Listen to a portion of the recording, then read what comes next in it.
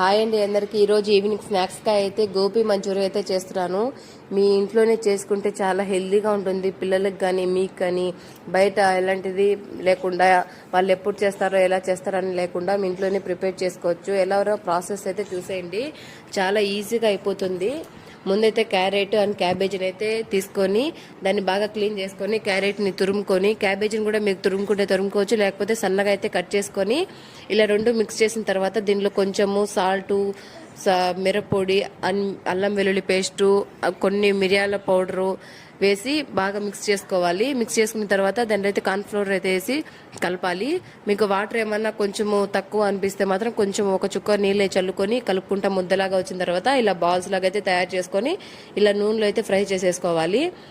Fry చేసుకున్నాక ఒక ప్లేట్లోకి అయితే ఇవన్నీ బాగా ఫ్రై అయిన తర్వాత గోల్డెన్ ఫ్రై కలర్లో వచ్చిన తర్వాత ఒక ప్లేట్లోకి అయితే తీసి పెట్టేసుకొని ఇంకో ప్యాన్లో అయితే మనము సన్నగా కట్ చేసి పెట్టుకున్న ఆనియన్స్, వెల్లుల్లి ఇలా చిన్నవిగా కట్ చేసుకొని, పచ్చిమిర్చి కట్ చేసుకొని ఇలా ఆయిల్ అయితే బాగా ఫ్రై చేసుకోవాలి.